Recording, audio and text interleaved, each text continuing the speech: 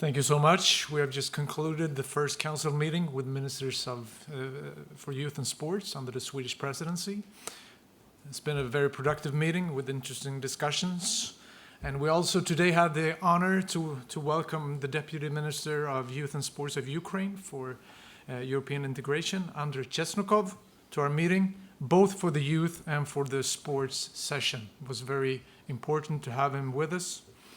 And now we have just come out of the session on sports. We started with an informal lunch debate on how the sports movements contributes to promoting an active lifestyle for all ages, with several good examples from the different member states that we could all take home with us to promote a more active lifestyle for all ages.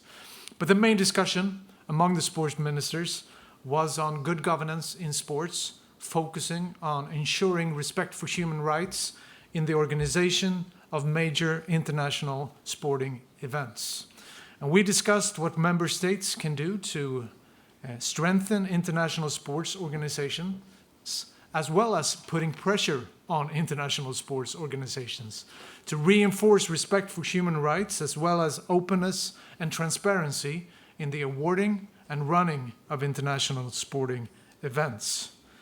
And it was very clear that sports should not be a vessel to normalize and legitimize a war of aggression. There should be no sports washing of this.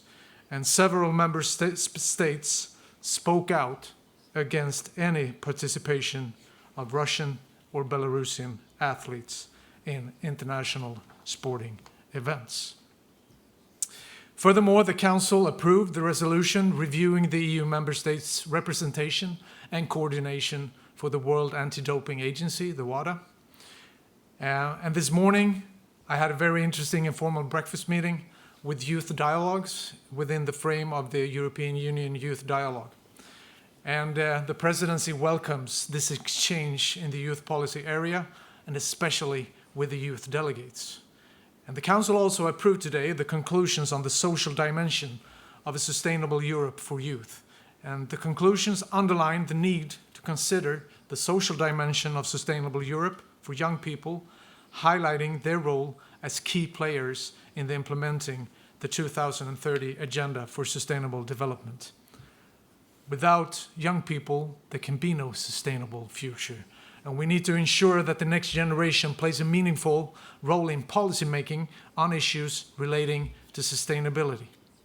Youth ministers also discussed how to ensure the inclusion of young people in European Union societies, with a special focus on the inclusions of young Ukrainians. And we know this is very important, and a lot of important work is being carried out in the member states to ensure the inclusions of young people in society and in the decision-making process.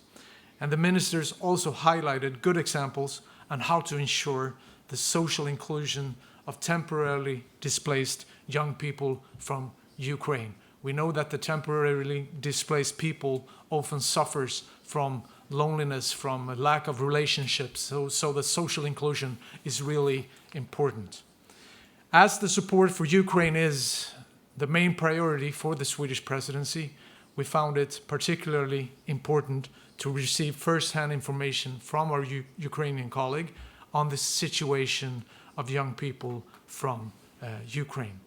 And that concludes my remarks, and I would now like to give the floor to the Commission, to the dear Vice President.